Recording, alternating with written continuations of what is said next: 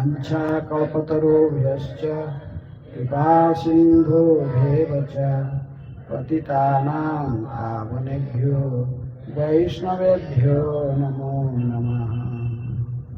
नमः ॐ विष्णुपादाय कृष्णापृष्ठाय भूतले श्रीमते भक्तिवेदान्त स्वामिनिति नामिने।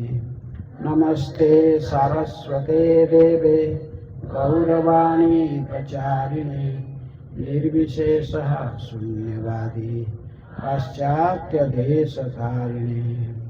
अजानुलम्बितभुजौ कनकावदातौ संकीर्तनैकपितरौ कमलायताख्यौ विश्वम्भरो द्विजवरो जुगधर्मपालौ वन्दे जगत्प्रियकरौ करुणावतारौ। नमः त्रिकालसत्याय जगन्नाथसुताय च सभृत्याय सपुत्राय सकलत्रायते नमः। अवतीर्णो स्वकारुण्यो परिच्छिन्नो सदीश्वरो श्रीकृष्ण चैतन्य नित्यानंदो भ्रतरो भजे। नमो महावदन्याय कृष्ण प्रेम प्रदायते कृष्णाय कृष्ण चैतन्य नामिने गौरतिसे नमः। आनंदलीलामय विग्रहाय हेमाभदिव्य छवि सुंदराय तस्मै महाप्रेम रसः प्रदाय चैतन्यचन्द्राय नमो नमस्ते।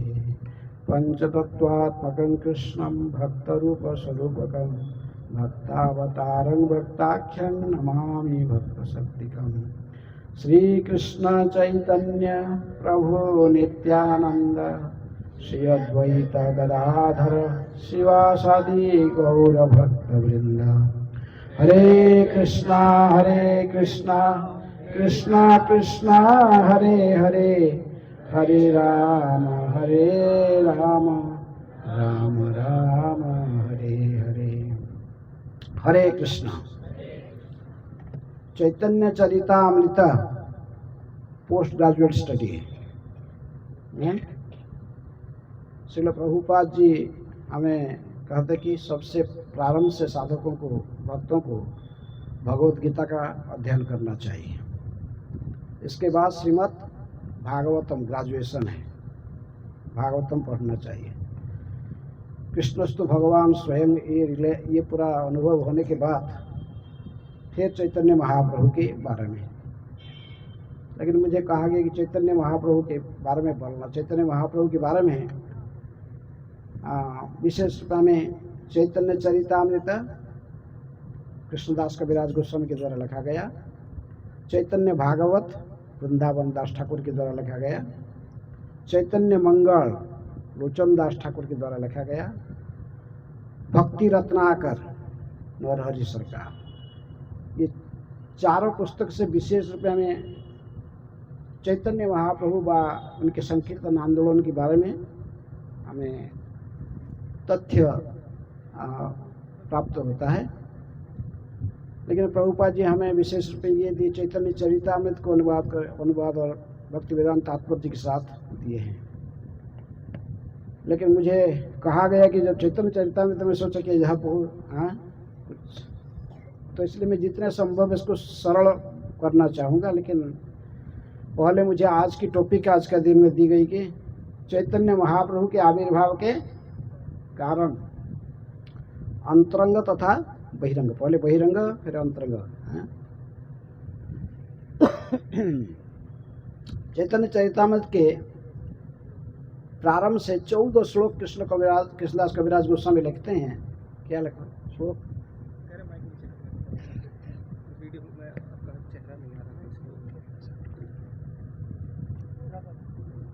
हरे कृष्ण। ठीक है, हरे कृष्ण। चैतन्य चरितामृत के पहला 14 श्लोक, इसी में पूरा चैतन्य चरितामृत, संपूर्ण चैतन्य चरितामृत के रखा गया है। बाद में कृष्णदास कविराज गोस्वामी एक एक श्लोक का व्याख्या करते हैं। विशेष रूप में चैतन्य महाप्रभु का आविर्भाव के कारण ये चौथा श्लोक और पंचम श्लोक में है वर्णन किया जा रहा है। तो पहले हमें बहिरंग कारण की चर्चा करेंगे, क्योंकि सीमित समय है। ये एक एक अध्याय में एक एक कारण बताया गया है। हाँ? एक एक चौथा अध्याय में आदि लीला तीनों खंड में है। चैतन्य चरितामृत आदि लीला, फिर मध्य लीला और अंत्य लीला। चैतन्य महाप्रभु ये धरा पर 48 साल विद्यमान थे। तो उनमें से 24 साल उन्होंने नवद्वीप में बिताया। कितने लोग मायापुर गए हैं? चैतन्य महाप्रभु की जन्म स्थान लीला स्थल आप देखे हुए हैं। तो 24 साल उन्होंने नवद्वीप धाम में बिताए। इसके बाद उन्होंने संन्यास लिए केशव भारती से, काटुआ से, और इसके बाद उन्होंने जगन्नाथपुरी आ गए। जगन्नाथपुरी में उन्होंने लगभग 12 साल, अंतिम लीला 12 साल, बीच में 6 साल उन्होंने दक्षिण भारत में भ्रमण किया। और जगन्नाथपुरी में 18 साल, लगभग 24 साल, 18 साल जगन्नाथपुरी में रहे और 6 साल दक्षिण भारत में भ्रमण किए। इसी प्रकार और बीच में वृंदावन आदि अन्य स्थान में भी गए थे। तो इसी प्रकार 48 साल संपूर्ण लीला चैतन्य महाप्रभु के। लेकिन चैतन्य महाप्रभु को साधारणतः हमारे गौड़ीय वैष्णव संप्रदाय में इनको कृष्ण से अभिन्न माना जाता है। जैसे हम इनके प्रणाम मंत्र भी कहते थे, नमो महावदान्याय कृष्ण प्रेम प्रदायते कृष्णाय कृष्ण चैतन्य। स्वयं कृष्ण है, लेकिन अभी किस प्रकार आए धरा पर? कृष्ण चैतन्य महाप्रभु के रूप में अवतीर्ण हुए हैं। तो लेकिन क्यों अवतीर्ण हुए हैं? चैतन्य महाप्रभु जो स्वयं भगवान, इसके लिए एक चैप्टर पूरा है इसमें। चैतन्य चरितामृत के तीसरे चैप्टर में डिटेल बता गया। लेकिन उसका तो वो भी विषय वस्तु नहीं है। वो भी विषय वस्तु का बहिरंग कारण और अंतरंग कारण आविर्भाव का। तो भागवत के इसमें से एक श्लोक श्रीमद् भागवत में इसके प्रमाण बताता है। इसमें जो चैतन्य महाप्रभु स्वयं कृष्ण है और इनके आविर्भाव कारण विशेष रूप में श्रीमद् भागवत के 11वें स्कंद के 5वें अध्याय के 33 नंबर श्लोक में सुखदेव गोस्वामी भी वर्णन करते हैं। कृष्ण वर्णं त्वसा कृष्णं सांग पांग स्त्रपार्षदं यज्ञे संकीर्तन प्रायै यजन्ति हि सुमेधसः। कृष्ण वर्णं त्वसा कृष्णं सांग पांग स्त्रपार्षदं यज्ञे संकीर्तन प्रायै यजन्ति हि सुमेधसः। कृष्ण वर्णं त्वसा कृष्णं सांगोपांगस्त्रपार्षदं यज्ञे संकीर्तन प्रायै यजन्ति हि सुमेधसः। कृष्ण वर्णं त्वसा कृष्णं सांगोपांगस्त्रपार्षदं यज्ञे संकीर्तन प्रायै यजन्ति हि सुमेधसः।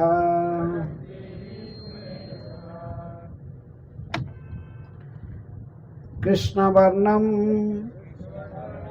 कृष्ण अक्षरों को दोहराते हुए, त्वसा अंग कांति, और कृष्णम काला नहीं सुनहरा, संगं साथियों के सहित, उपांग सेवक, अस्त्र अस्त्र, पार्षदम पार्षद, विश्वस्त साथी, यज्ञई यज्ञ से, संकीर्तन प्रायई प्राय संकीर्तन युक्त, ब्रजंती ये पूजा करते हैं, ही निश्चय ही, सुमेधसा बुद्धिमान बुद्धिमान व्यक्ति। कलि युग में बुद्धिमान व्यक्ति ईश्वर के उस अवतार की पूजा करते हैं व करने के लिए सामूहिक कीर्तन करते हैं, जो कृष्ण नाम का निरंतर गान करते हैं। यद्यपि उनका शरीर श्याम वर्ण नहीं है, किंतु वे स्वयं कृष्ण है।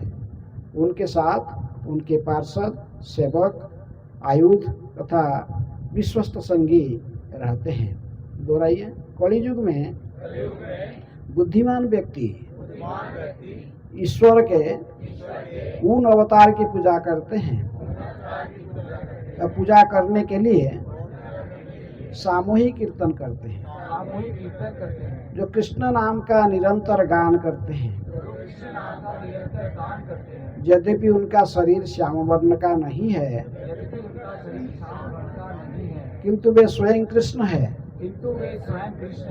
उनके साथ उनके पार्षद, सेवक, आयुध तथा विश्वस्त संगी रहते हैं। श्री प्रभुपाद जी के तात्पर्य। यह श्लोक श्रीमद् भागवत की 11वें स्कंद की 5वें अध्याय की 32 नंबर श्लोक से लिया गया है।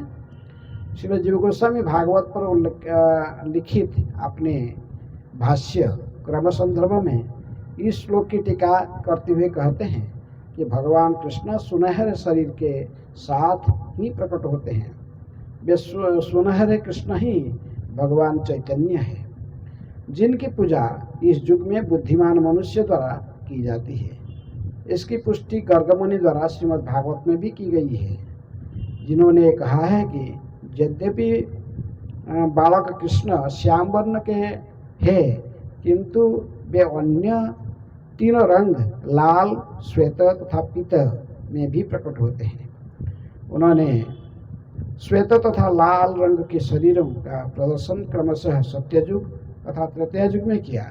उन्होंने शेष रंग पीला सुनहरा को तब तक प्रदर्शित नहीं किया जब तक वे चैतन्य महाप्रभु के रूप में प्रकट नहीं हुए, जिन्हें गौरहरि नाम से भी जाने जाते हैं। श्रील जीव गोस्वामी कृष्ण वर्णम की व्याख्या श्री कृष्ण चैतन्य के रूप में करते हैं। कृष्ण वर्ण तथा कृष्ण चैतन्य एक ही है। कृष्ण नाम भगवान कृष्ण तथा चैतन्य कृष्ण दोनों में आता है।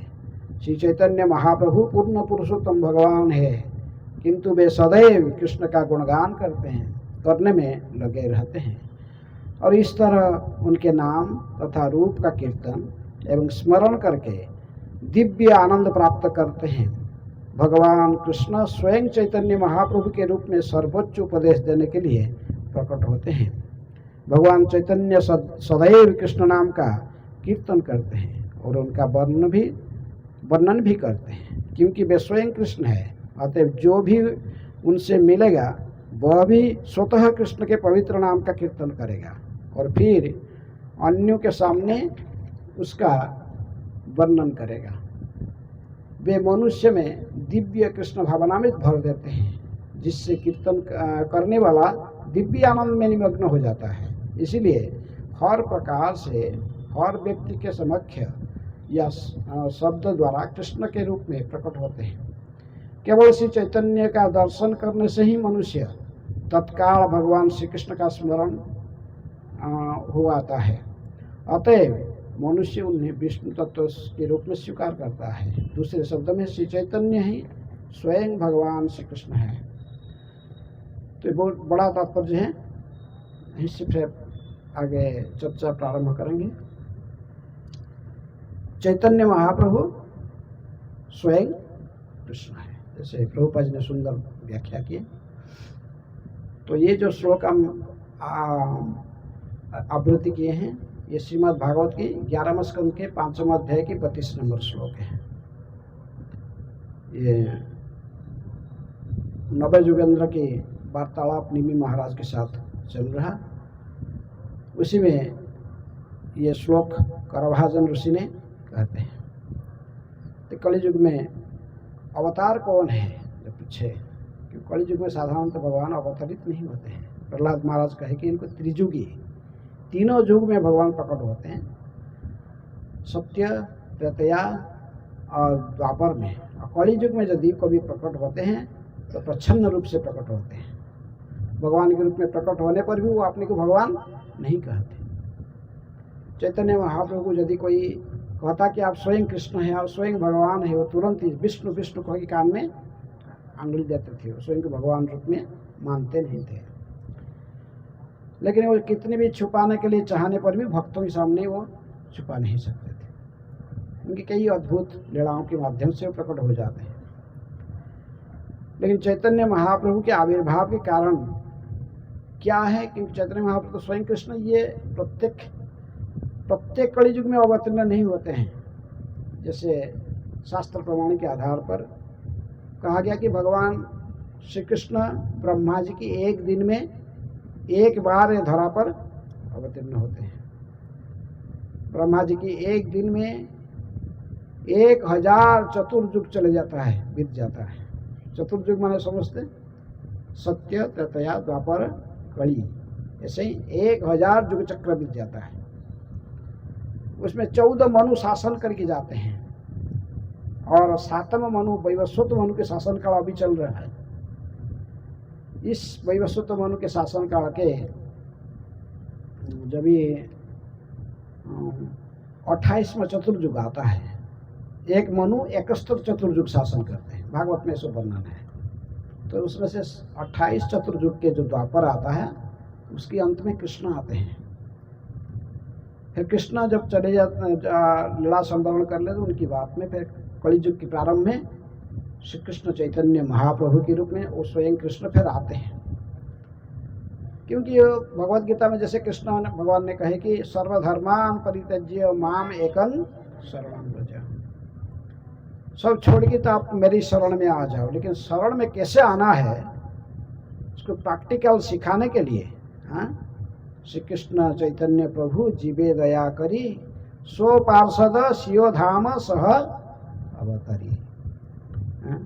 श्री कृष्ण चैतन्य प्रभु जीवे दया करी, सो पार्षद सियो धाम सह अवतरी। अत्यंत दुर्लभ प्रेम करिबारे दान, सिखाए शरणागति भक्तेर प्राण। क्योंकि ये दुर्लभ कृष्ण प्रेम दान करने के लिए युग धर्म हरिनाम संकीर्तन को सर्वत्र प्रचार के लिए भगवान ने स्वयं श्री कृष्ण भक्त रूप को अंगीकार करके आए हैं। ये बाह्य कारण, बहिरंग कारण है।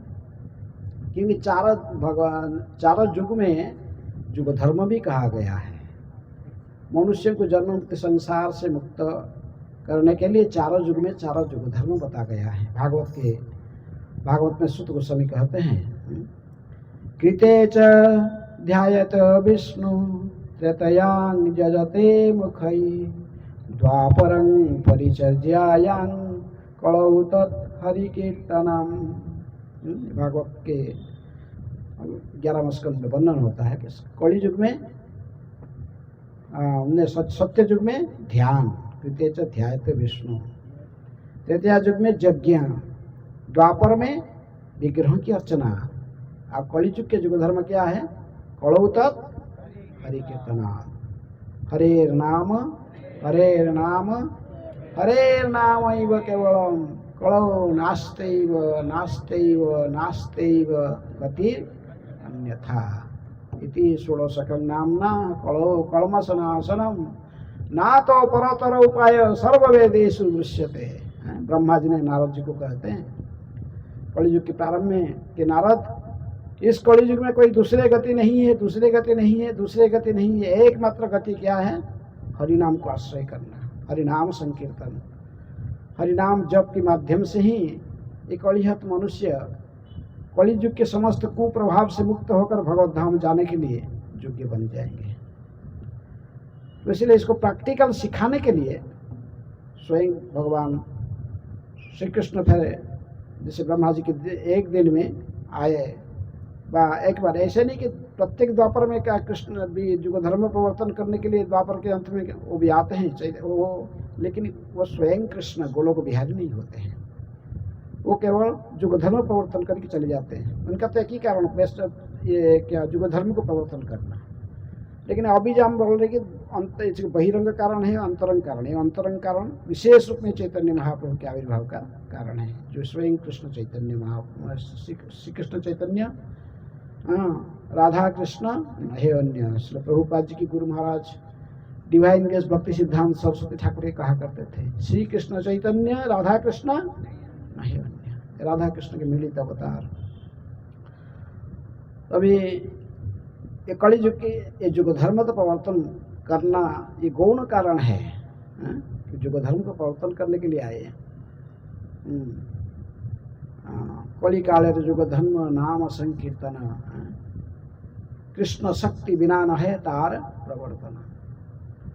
इसलिए चैतन्य महाप्रभु ने आकर हमको हरिनाम संकीर्तन के आंदोलन की जनक है वो चैतन्य महाप्रभु तथा गौरांग ने तथा नित्यानंद प्रभु ये संकीर्तन आंदोलन के पिता है।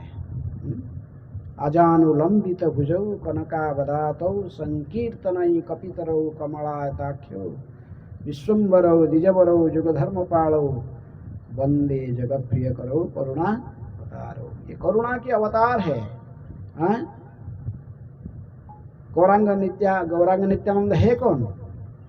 नरोत्तम दास ठाकुर कहते ब्रजेंद्र नंदन जयी सची सुत हैल सई बलराम हैल निताय। जैसे यहाँ श्लोक में भी कहा गया कि चैतन्य महाप्रभु अकेले नहीं आते हैं, जब आते तो सो पार्षद सियो धाम सबको लेकर आते हैं। तो इसलिए गौरांग महाप्रभु और नित्यानंद प्रभु ये श्लोक कृष्ण वर्ण कृष्ण और कृष्ण, ये चैतन्य महाप्रभु स्वयं कृष्ण है, लेकिन अभी उनकी वर्ण कृष्ण जैसा उनके शरीर का कांति नहीं है। ये सदा मुख में कृष्ण वर्ण के उच्चारण करते हैं, कृष्ण कृष्ण कृष्ण कृष्ण कृष्ण कृष्ण कृष्ण है, कृष्ण कृष्ण कृष्ण कृष्ण कृष्ण कृष्ण पाहि मां राम राघव राम राघव राम राघव रक्ष नाम। ये कृष्ण नाम को उच्चारण करते सदा। इसलिए कृष्ण वर्ण कृष्ण और कृष्ण, यदि वो स्वयं कृष्ण है, साधारणतः कृष्ण की वर्ण तो नवघन और श्याम बा सांवले रंग के होते हैं, लेकिन इस युग में कृष्ण किस रूप में आए हैं? गौर वर्ण लेकर हैं। कृष्ण वर्ण तो अकृष्ण कृष्ण नहीं है, ये अकृष्ण अर्थात राधा रानी की शरीर के कांति और उनके भाव को लेकर अवतीर्ण हुए। और कृष्ण सांग पांग अस्त्र पार्षद, वो अकेले नहीं है, ये आए हैं नित्यानंद प्रभु। तो उनके दक्षिणे निताय चांद, वामे गदाधर, निकटे अद्वैत, निकटे अद्वैत श्रीनिवास छत्रधर।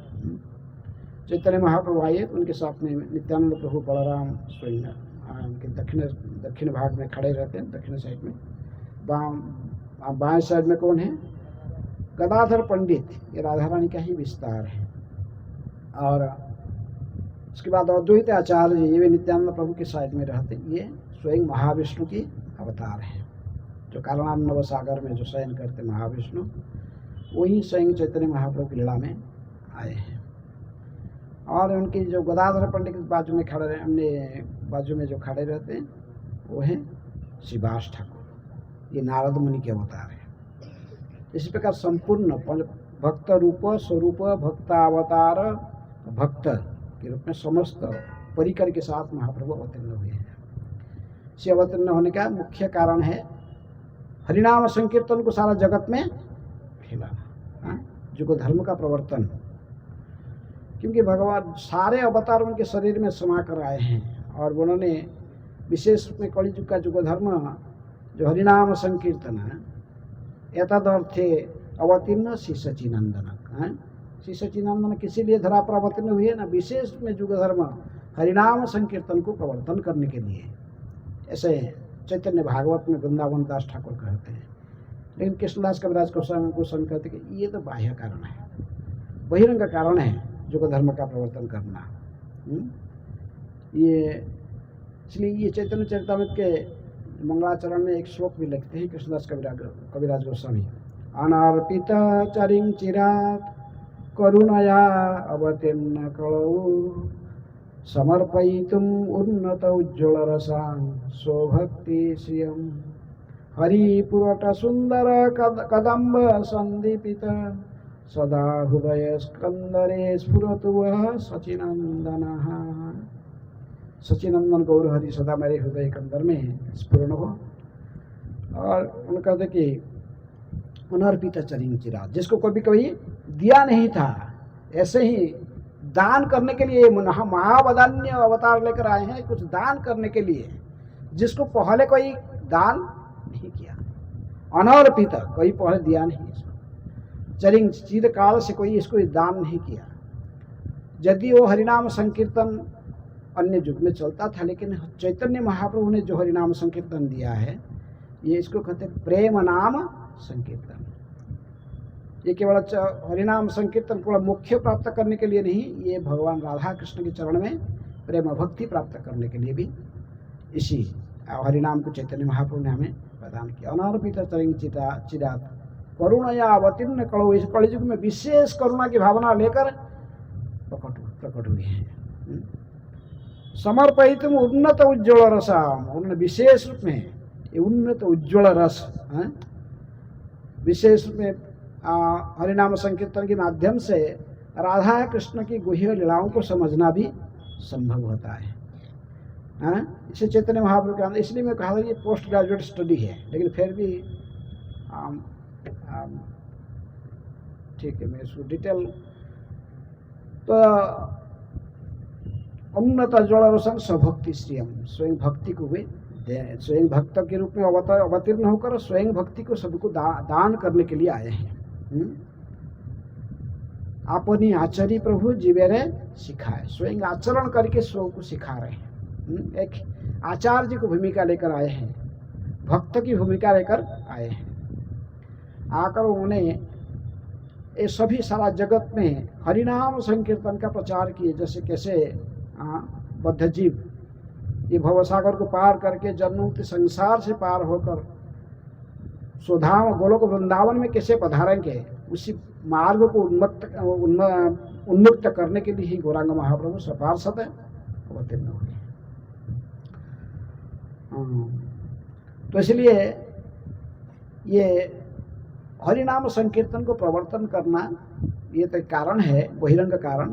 साथ साथ ये जो प्रवर्तन कर रहे हरिनाम, ये साधारण मुख्य प्राप्त करने के लिए नहीं, ये विशेष रूप में भगवान के श्री कृष्ण के चरण में प्रेम भक्ति प्रदान करना। नमो महावदान्याय कृष्ण प्रेम प्रदायते। ये विशेष रूप में हरिनाम संकीर्तन को कहाँ से लेके आए हैं? गोलोकेर प्रेम धन हरिनाम संकीर्तन।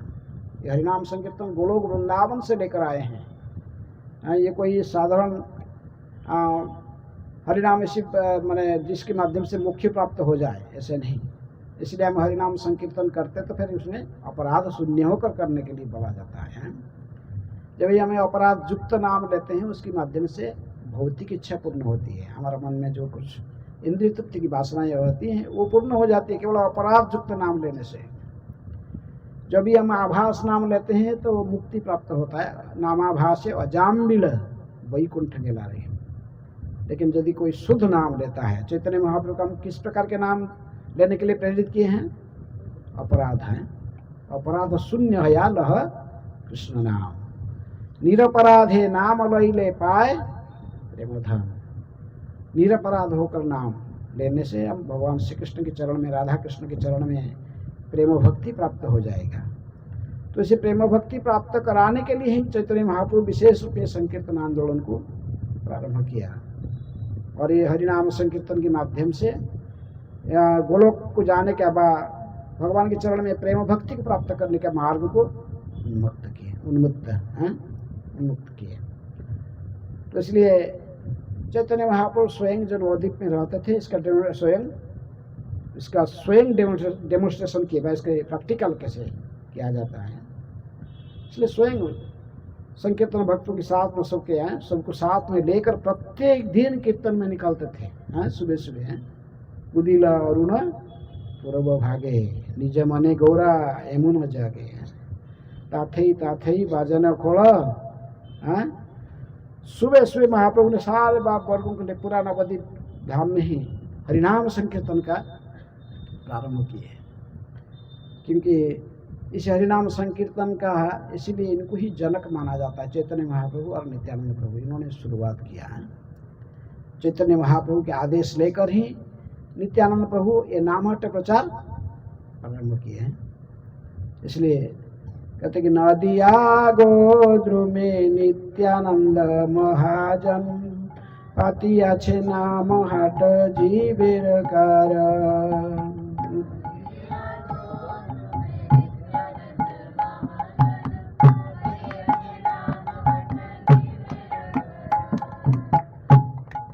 श्रद्धावान जन हे श्रद्धावान जन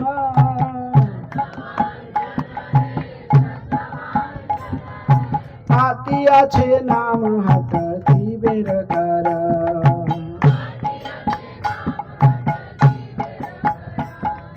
प्रभुर आज्ञाए भाई मागिए भिक्षा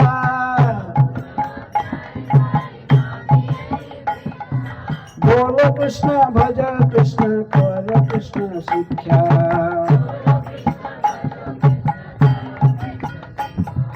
बोलो कृष्ण भज कृष्ण कर कृष्ण शिक्षा।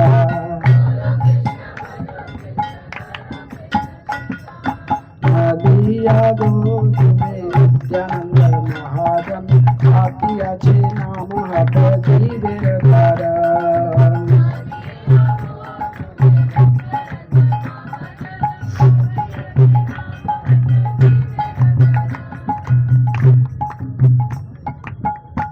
तो नित्यानंद प्रभु गौरांग महाप्रभु के आदेश को पालन करके ही नामहट्ट प्रारंभ किए। ये नामहट्ट गोद्रुम द्वीप में है, अब भी है सुरभि कुंज, जो लोग गए होंगे वहीं पर नित्यानंद प्रभु ने नामहट्ट का हेड ऑफिस बनाया था। वहीं से शुरुआत किए थे कीर्तन, पूरा सर्वत्र कीर्तन आंदोलन वहीं से व्याप्त हुआ है। उसी को बाद में फिर भक्ति विनोद ठाकुर ने भी वहीं से संकीर्तन आंदोलन नामहट्ट को फिर प्रारंभ किया। और आज श्री प्रभुपाद जी की विशेष कृपा से नामहट्ट आंदोलन पूरा विश्व में है, सर्वत्र व्याप्त है। आप लोग का इधर है बुरारी में नामहट्ट में, तो नामहट्ट के इसी प्रकार प्रचार, ये युग धर्म है। नामहट्ट का अर्थ हरिनाम संकीर्तन को प्रचार करना, युग धर्म को, तो यह है नामहट्ट। इसलिए ये माध्यम से प्रचार हुआ। ये बहिरंग का कारण है चैतन्य महाप्रभु आविर्भाव होने का, कि हरिनाम संकीर्तन को व्याप्त करना। आगे कैसे सर्वत्र व्याप्त होगा युग धर्म, इसका प्रवर्तन कराने के लिए। लेकिन वो हरिनाम किस प्रकार होना चाहिए ना, प्रेम नाम, अपराध शून्य है। अपराध शून्य है या लोह कृष्ण नाम, निरपराध नाम लय ले पाए प्रेम धर्म। इसलिए ये हरिनाम संकीर्तन आंदोलन है। ये पूरा विश्व में जो हमारा इस्कॉन सोसाइटी क्या कर रहा है, ये हरिनाम संकीर्तन को पूरा विश्व में पृथ्वी ते आछे जत नगर आदि ग्राम सर्वत्र प्रचार होइबे मोर नाम। संकीर्तन आंदोलन प्रारंभ करके चैतन्य महाप्रभु ये भविष्यवाणी भी किया है। ये पृथ्वी में जितने भी गांव है, शहर है, सर्वत्र जत नगर आदि ग्राम, जितने भी बड़े बड़े शहर गांव, सर्वत्र ये हरिनाम संकीर्तन का प्रचार होगा। ये जो भविष्यवाणी किए थे, इस भविष्यवाणी को कौन पूर्ण किया? श्रील प्रभुपाद जी। इसलिए प्रभुपाद जी को कहा जाता है कि चैतन्य महाप्रभु की ये संकीर्तन आंदोलन की मुख्य सेनापति है। इनके सेनापति भक्त हैं। इस बोल के तो चले गए, लेकिन उस कार्यकारी करने के लिए श्रील प्रभुपाद जी ने इधर धरा पर पधारे। और अंतर्राष्ट्रीय श्री कृष्ण भावनामृत संघ है, इस्कन का स्थापना करके हरिनाम संकीर्तन को सर्वत्र प्रचार के सर्वत्र व्याप्त हुआ, आस्ते आस्ते सभी जगह फैल रहा है। हमारे इस्कन सोसाइटी में तीनों चीज मेन है, नाचना, गाना और प्रसाद संकीर्तन। हम लोग जो चैतन्य महाप्रभु ने प्रवर्तन किया था भी, उस समय भी तीनों चीज है, नाचना, गाना और प्रसाद खाना, एक इसके अभिन्न एक अंग है संकीर्तन आंदोलन का। नाचना, गाना, फिर प्रसाद खाना। नाचो गाओ भक्त संगे कर संकीर्तन, महाप्रभु कहते हैं। तो इसलिए ना ये इसी कलिजुग के मनुष्य और कुछ नहीं कर सकते हैं। कलिजुग के मनुष्य भागवत के प्रारंभ से कहता कि प्रायण अल्पायुष सभ्य कलौ अस्मिन् जुगे जना मंदसु मंदमतयो मंदभाग्य उपाधिता। कलिजुग के जो मनुष्य हैं बड़े अभागे हैं, प्राय सब अल्पायुष है, क्योंकि सत्ययुग के लोग 1 लाख साल जीवित रहते थे, त्रेता के लोग 10,000 साल जीवित रहते थे, द्वापर के जो लोग 1,000 साल, और कलिजुग के लोग 100 साल मुश्किल से। तो इसलिए अल्पायुष है, प्रायण अल्पायुष सर्व सवई कड़ो अस्मिन् जुगे जना मंदसु मंदमत। फिर मैं अभी मन भी कलुषित है, स्मरण शक्ति कुछ है नहीं। अन्य युग में लोग किताब पेन लेकर नहीं बैठते थे, इनमें कुछ लिखने की आवश्यकता नहीं था, जो सुना बस कंप्यूटर माइंड बस ठीक हुआ। लेकिन अभी बिना पेपर पे, इसलिए कलियुग के प्रारंभ में ही व्यासदेव ने भगवान के साथ साहित्य अवतार ने इनके सत्यावश अवतार के रूप में आकर फिर हमको सब किताब सब दिए हैं, चारों वेद उपनिषद पुराण सब लिख कर दिए। नहीं तो अन्य युग में लिखित रूप में रहने की आवश्यकता नहीं था। इसलिए ये प्राय मंद सुमंद मत मंद भाग्यो अभाग्य है सब कलियुग में। इसलिए इसी युग के में लोग सिर्फ हरिनाम संकीर्तन के अलावा और दूसरे कुछ कर नहीं सकते। भागवत में कह दिया, वेदों पुराण उपनिषद सर्वत्र प्रमाण है। इसलिए युग धर्म को प्रवर्तन करना हरिनाम संकीर्तन ये बाह्य कारण है। लेकिन आगे फिर कहते कि अंतरंग कारण फिर क्या है। लेकिन जैसे प्रेम नाम संकीर्तन प्रदान करने के लिए आए, कृष्ण प्रेम प्रदान किए हरिनाम संकीर्तन के माध्यम से। फिर अंतरंग कारण का जो मुख्य आशय है वो श्लोक 5 नंबर श्लोक जो मूल श्लोक में कहा जाता है कि राधया प्रणय माधुरी कीदृशवा नैवा येन अद्भुत मधुरिमा कीदृशवा मदीय सौख्यम चास्य मदनुभवत कीदृशं वेति लोभात् इति समाढ्या समजनी सची गर्भ सिंधु हरिंदु। सची गर्भ सिंधु को गर्भ को धन्य करके गौरहरि प्रकट हुए।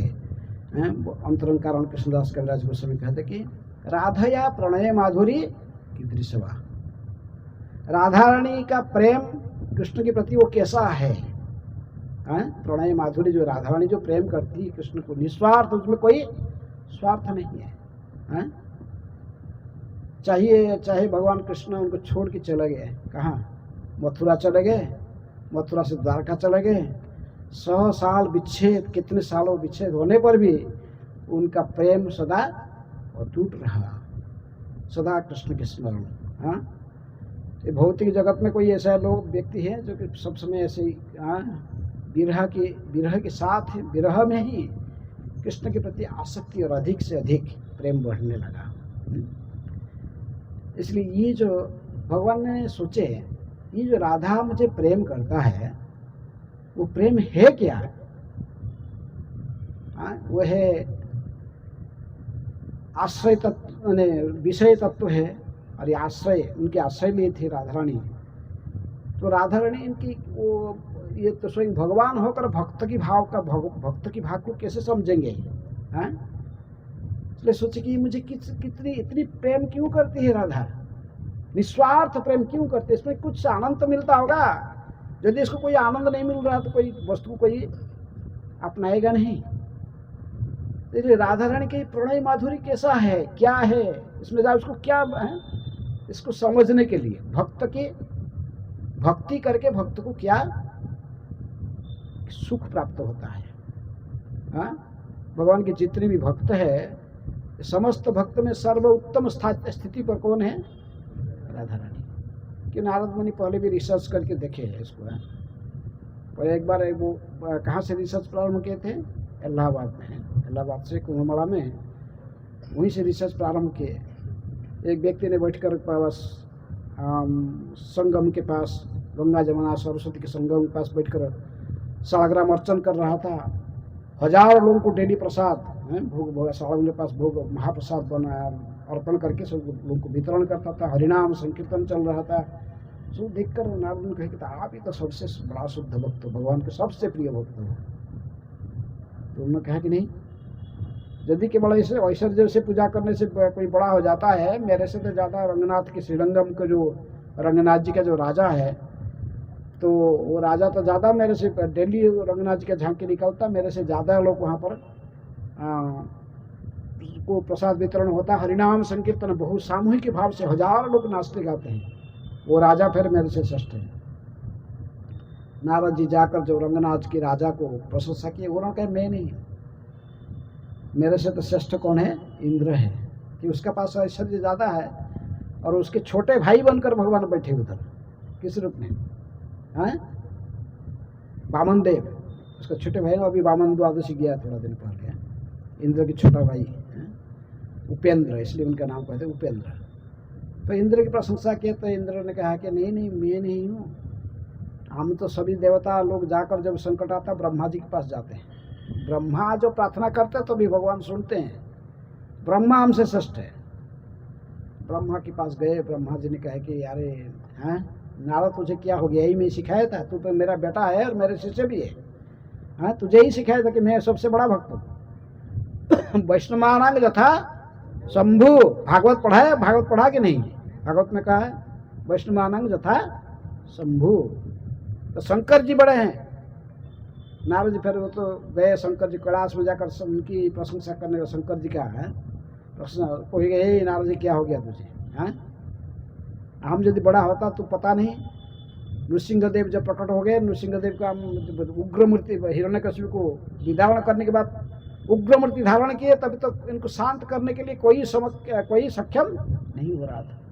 हम भी स्तुति किया, ब्रह्मा भी स्तुति किया, सारे देवता सिद्ध चारण मुनि ऋषि सभी, लेकिन किसी की प्रार्थना से शांत नहीं हुए। बहुत भीषण गर्जना करते, लगता था कि सब प्रलय कर देंगे, सब कुछ समाप्त कर देंगे। एक छोटा सा बालक, नन्हा सा बालक, कौन? प्रहलाद गया, एक शांत में, एक सेकंड में शांत हो गए। इसलिए हम सबसे बड़ा कौन है? प्रहलाद बड़ा है। प्रहलाद की प्रशंसा कीजिए यदि प्रशंसा है। प्रहलाद तो इनका शिष्य है, किसका? नारद जी का। फिर भी तो रिसर्च कर रहे थे, तो जगह उनको सुतोड़ लोक में प्रहलाद की प्रशंसा किए, तो वो कहे कि नहीं मैं नहीं, हाँ मेरे से बड़ा हनुमान जी है जो प्रैक्टिकल सेवा की है। हनुमान जी के पास पहुँच के जाकिन पुरुष लोक में उनकी प्रशंसा की है, वो कहे नहीं नहीं नहीं ये गलत है। मैंने बैठा था महाभारत युद्ध में, अर्जुन के रथ के ऊपर बैठा था, उसके ध्वज में बैठा था, मैं देखा हूँ ये पांडवों के लिए भगवान ने क्या क्या नहीं किया है। इनके लिए सारे सुदर्शन ही जाकर सबको काट रहा था, इनके लिए तो वो उनके दूत भी बन गए, राष्ट्रीय यज्ञ में इनके झूठा पता भी उठाए, क्या क्या नहीं किए, जो सब कुछ। इसलिए मेरे से कई गुण से श्रेष्ठ है कौन? पांडव। नारद जी जाकर पांडवों की प्रशंसा किए। पांडव जी ने कहते कि ये क्या हुआ, भगवान तो कभी कभी हमारे पास आते हैं, सदा तो रहते कहाँ? द्वारका में, द्वारकाधीश है वो, जादव है, जदुवंशी सबसे श्रेष्ठ भक्त है। उनके वंश में, उनके परिवार के फैमिली मेंबर के रूप में वो जन्म लिए हैं।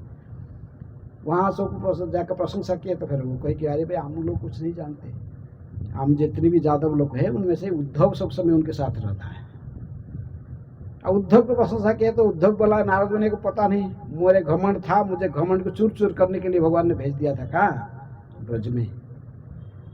वहाँ जाकर मैं देखा भ्रमर गीत गाते हुए गोपी को है, तो भ्रमर को संबोधित करके बातचीत कर रहा था, प्रलाप कर रहा था उद्गुर्ण भाव से, महाभाव स्वरूपिणी राधा ठाकुरानी। सारे गोपी और राधा रानी के साथ किसी की प्रेम बोलना नहीं, समस्त गोपी में फिर श्रेष्ठ कौन है? राधा रानी। इसलिए राधा भाव किस क्यों ये मुझे प्रेम करती है, भगवान सोचते हैं इसको मैं समझना कैसे समझूंगा, भगवान होकर समझ नहीं पाऊंगा, भगवान होकर इसको कैसे समझूंगा। इसलिए स्वयं भक्त की पद पर आना इनकी तीव्र इच्छा हुई, इसलिए भक्त बन के आए हैं। राधया प्रणय माधुरी कीदृश वा, इसको जानने के लिए भक्त रूप है चैतन्य महाप्रभु, इसलिए भक्त रूप धारण करके आए हैं। भक्त रूप धारण करके आए, ये अंतरंग कारण कृष्णदास कविराज गोस्वामी कहते कि ये, क्योंकि चैतन्य महाप्रभु को भावधारा को कौन जानता था, उनकी जो सेक्रेटरी थे हैं कौन, स्वरूप दामोदर गोस्वामी, उन्होंने अपने डायरी में ये सब लिखे हैं। चैतन्य महाप्रभु में आविर्भाव हुए वो लिखे, गुप्त भाव से गुह्य भाव से कारण को लिखे। तो उसी कृष्णदास कविराज गोस्वामी कोट करते हैं, राधया प्रणय माधुरी कितनी सभा है। कारण है कि राधा रानी के प्रणय, ये जो प्रेम वो कैसा है, इसीलिए भगवान ने सोचा कि मैं भी भक्त भाव को धारण अंगीकार करके अवतीर्ण होऊंगा, भक्त के रूप में अवतीर्ण होऊंगा। इसलिए ये एक कारण है। दूसरे कारण फिर कहते हैं ये न अद्भुत मधुरिमा कीदृश वा मदिया, मेरा जो ये अद्भुत माधुरिमा, मेरे पास ऐसे कुछ अद्भुत माधुरिमा है जिसको कौन आस्वादन करती है, राधा रानी। वो कैसा है, क्योंकि जब द्वारका में रहते थे भगवान, कभी कभी उन्होंने मणिमय खम्भ में व स्वच्छ जल में स्वयं का प्रतिबिंब को देखते थे। प्रतिबिंब को देखकर कहते थे कि ये है कौन, इतना सुंदर है। श्री कृष्ण स्वयं सोचते कितना सुंदर है, स्वयं को स्वयं आलिंगन करना भी चाहते थे। स्वयं को स्वयं कैसे आलिंगन करेंगे, तो इसलिए बड़े विचलित रहते थे, भाव है तो मैं स्वयं को स्वयं कितना सुंदर है। तो इसीलिए राधा रानी इनको आलिंगन करती हैं। ये जो स्वरूप का है, ये जो अद्भुत मधुरिमा मेरा, ये कैसा है, ये केवल राधा रानी जानती है, मैं नहीं। इसकी रहस्य मेरे मुझे पता नहीं है, इसको केवल राधा एकला ही आस्वादन करती है। तो इसलिए यदि मैं मेरा माधुरिमा को स्वयं आस्वादन करना चाहूंगा, समझना चाहूंगा, तो मुझे फिर भक्त के रूप में आना पड़ेगा। इसलिए उन्होंने कृष्णदास कविराज गोस्वामी कहते कि ये भी एक कारण है जो उन्होंने अवतीर्ण हुए हैं, क्योंकि उसी भाव में स्वयं माधुरिमा को स्वयं आस्वादन करना चाहते थे। क्योंकि वो असमर्थ है, भगवान की सुंदरता के साथ किसी की सुंदरता को तुलना नहीं की जा सकती। कंदर्प कोटि कमनीय विशेष शोभम, भगवान की सुंदरता किसी के साथ तुलना नहीं की जा सकती है। करोड़ों कंदर्प पे रूप को मापने वाला है। एक बार कंदर्प ने, कामदेव ने गया, नारद मुनि को देखा, सबको मैंने विवश करके काम भावना सभी के मन में काम भावना जागृत करते करते देखे कि शंकर जी को तो जहाँ सृष्टि किया, हमने तो कोशिश किया तो शंकर ने जलाए पड़ा इसको, तो तीसरे नेत्र खोल के जला दिए थे। लेकिन एक दिन उन्होंने नारद जी को भी जाकर, नारद जी के मन में कुसुम सरोवर के, आप जब जाओगे गिरिराज जी की परिक्रमा, कुसुम सरोवर के पास में क्रॉस करोगे तो राइट को लिखा होता है नारद कुंड। नारद मुनि का आश्रम वहाँ था, नारद कुंड है। तो नारद मुनि ने बैठकर कुछ लिख रहे थे वहाँ, नारद भक्ति सूत्र वहीं पर बैठ के लिखे। तो उनकी मन में भी काम वासना जागृत करने के लिए कंदर्प जाकर पाए, अपने रूप रस गंध स्पर्श आदि रस्त्र लेकर निक्षेप करने लगे। नारद मुनि बोले अच्छा कौन है, देखे, बोले कि तू, तेरा जीवन तो धन्य हो जाएगा, तेरे कीर्ति सर्वत्र फैल जाएगा यदि तू एक व्यक्ति के मन में जाके से काम वासना सृष्टि कर देगा। मेरे में तो ऐसा ही असहाय एक जोगी हूँ, एक भक्त, मेरे तो क्या, तू जाना देखना, मेरे पास में कोई, यहाँ पर कोई स्त्रियां भी मेरे पास नहीं है। तो मेरे मन में ऐसी भावना जागृत करवाने क्या फायदा मिलेगा तुझे, तो जाकर जमुना किनारे देख। तो शरद पूर्णिमा का दिन जा उधर, वो जमुना किनारे देख, एक लड़का है, यंग लड़का है, किशोर लड़का है, उसके साथ में लाखों किशोरी गोपियां भी है। वो जाकर जो उसके मन में काम वासना जागृत कर पाओगा तो देख, तेरी धन्य धन्य हो जाएगा, तेरे कीर्ति सर्वत्र व्याप्त हो जाएगा, जा। कंदर्प ने, कामदेव ने गया, फिर जाकर देखा तो बहुत अच्छा है, बहुत अच्छा। तो इतनी सारी यंग लड़कियां हैं और अपने बीच में एक लड़का है, इसके मन में काम वासना जागृत करने से क्या तकलीफ है? पूरा प्रयास करके लग गया, लेकिन बार बार जब देख रहे थे कि नाच रहे घूम रहे हैं, तो कृष्ण का सौंदर्य को देखते देखते कृष्ण को देखते देखते उसके हाथ से सारे उसका अस्त्र गिर गए। स्वयं सोचने लगा कि मैं भी एक इनके गोपियां जैसे बन जाऊं, इसके साथ नृत्य करूं।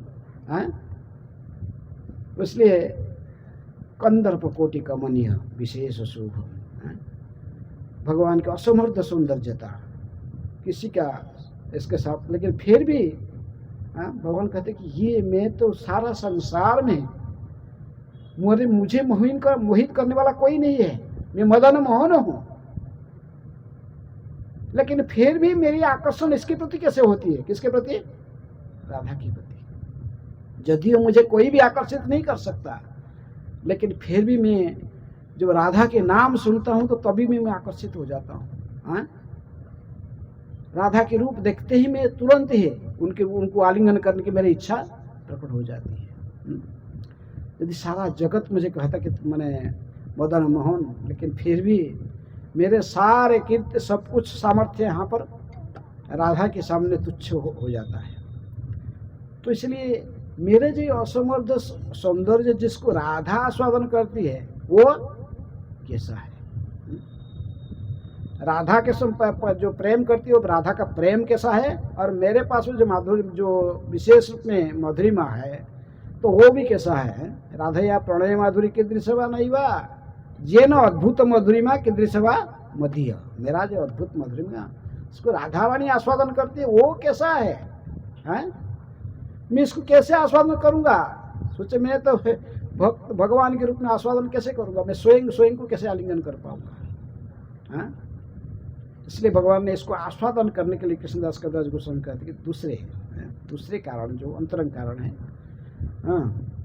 कि माधुरिमा कीदृशवा मदीय है, ये न अद्भुत माधुरिमा कीदृशवा मदीय। तीसरे कारण फिर कहते कि सौख्यम चास्य मदनुभवत कीदृशम बेति लोभात। सौख्यम चास्य से जो राधा रानी जो मुझे इतनी प्रेम करती है, मुझे बिना स्वार्थ में निस्वार्थ प्रेम करती है, सब कुछ धर्म को त्याग करके सर्वधर्मान परित्यज्य माम एकं शरणं व्रज। इसकी ज्वलंत दृष्टांत कहाँ पर है? राधा रानी के प्रेम में। सब छोड़ के, सभी धर्म छोड़ के, जो जितने प्रकार के समाज के धर्म, कुल धर्म, सभी प्रकार स्त्री धर्म, जितनी प्रकार के धर्म है तथा करते सब त्याग कर कृष्ण की प्रेम करती है। तो उन्होंने कहते कि भगवान सोचे कि ये जो सुख है इसको कुछ ना कुछ तो सुख मिलता होगा, नहीं तो कैसे मुझे प्रेम करेंगे? तो इसलिए मुझे जो राधा रानी जो प्रेम करती है वो निश्चित रूप में सुख लूटती है। सुख का बिना कोई किसी को प्रेम, कैसे किसी वस्तु में यदि कोई आनंद नहीं आएगा, सुख नहीं मिलेगा, वो कार्य करेगा नहीं। कि क्या सुख मिलता है?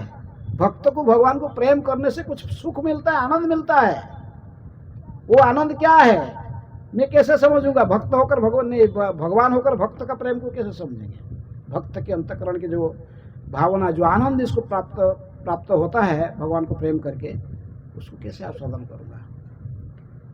इसलिए उन्होंने सोचे कि मेरे को खुद को फिर भक्त की भाव से आना पड़ेगा। भक्त की भाव से आकर फिर मैं इसको आस्वादन करने के लिए प्रयास करूंगा। सौख्यम चास्य मदनुभवत कीदृशम बेति लोभा। कहते कि 3 लोभ है ये कृष्ण के, भगवान के अंदर, भगवान के मन में भी ये लोभ उत्पन्न हो जाती है। 3 प्रकार लोभात। कहते कि ये 3 प्रकार के लोभ है। राधा रानी के प्रेम कैसा है, और मेरा जो असमर्थ सौंदर्यता माधुरिमा जिसको राधा रानी जो आस्वादन करती वो कैसा है।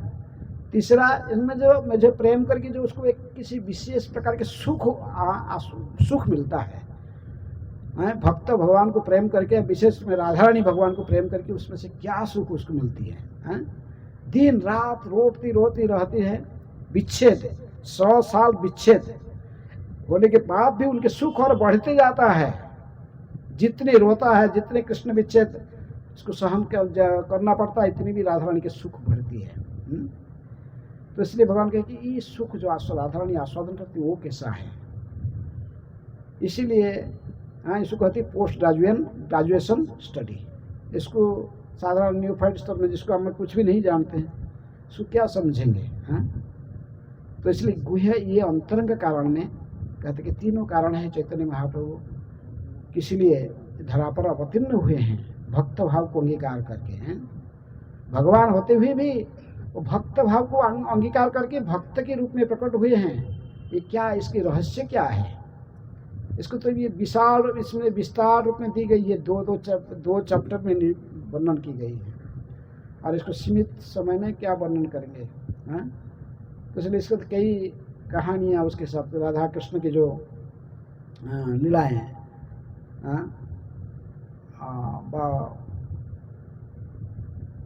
को हमें समझना विशेष में श्रील प्रभुपाद जी ने इसको साधारण भक्तों के सामने इसको कभी प्रवचन में नहीं कहते थे। राधा कृष्ण के बीच में जो संबंध है, जो कुछ लीलाएँ हैं, तो इसलिए हमें साधारणतः इसकी मर्यादा रक्षा करके इसको जितने संभव नहीं बोलना चाहते। राधा कृष्ण अंतरंग लीला तो बहुत हमारे गोस्वामी लोग लिखे हैं, विश्वनाथ चक्रवर्ती पाद आदि बहुत लीलाएँ राधा कृष्ण के अंतरंग लीलाओं को वर्णन किए हैं, लेकिन ये साधारण स्तर पे नए भक्तों के सामने इसको कहना मना है।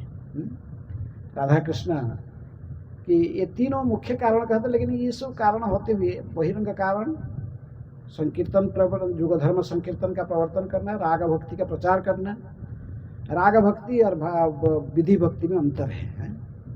भक्ति रसामृत सिंधु जो पढ़ोगे 3 विभाग आएगा, पहले साधन भक्ति, भाव भक्ति, फिर प्रेम भक्ति। पहले साधन भक्ति भी 2 प्रकार के होते हैं, वैधि साधन और रागानुग साधन। वैधि साधन जैसे हमें प्रत्येक दिन मंगला आरती आते हैं, मंगला आरती आते हैं, जपा करते हैं, सब जब नीति नियम प्रचार रेगुलरिटी प्रिंसिपल फॉलो करते हैं, इसे पालन करते हैं गुरु और शास्त्र के आदेश के अनुଯାयी। गुरु शास्त्र के आदेश अनुयायी जो बाध्यबाधकता से की जाती है, ये हमको स्वतः नहीं, ऐसे पूरा आकर्षण नहीं है, लेकिन गुरु ने कहा है, शास्त्र कह रहा है हमको भक्ति करना है तो इसमें पालन करना पड़ेगा। ये जो पालन करते इसको विधि भक्ति कहते हैं। लेकिन ऐसे विधि भक्ति करते करते करते आस्ते जब हमको स्वतः आकर्षण हो जाता है, फिर कृष्ण के प्रति हमारा स्वतः आकर्षण होता है, इसको कहते राग भक्ति। अभी हमें मंगला आरती उठने के लिए अलार्म देना पड़ता है, कोई जगाना पड़ता है हमको, कोई जगाएगा कि बुलाएगा, नहीं तो सो जाएंगे। अलार्म का यदि नहीं बाजा एक दिन, फिर सो गए। लेकिन जब ये राग स्तर में कोई पहुंचता है तभी वो तुरंत स्वेच्छा से वो जग जाता है। जैसे कृष्ण के सखाएँ थे, कृष्ण जब वृंदावन में रहते थे सखा, तो लोगों को रात में नींद नहीं होता था,